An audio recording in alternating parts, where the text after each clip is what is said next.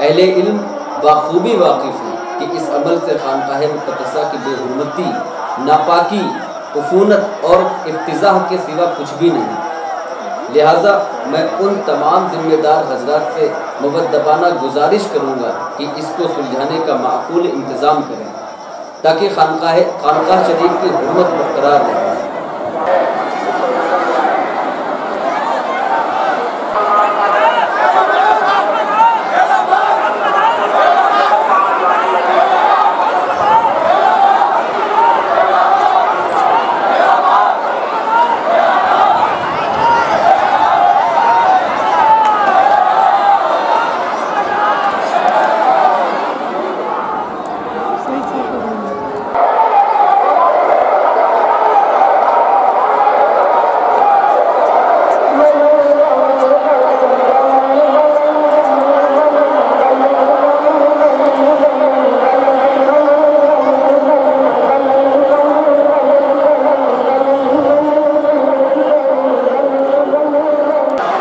फेंका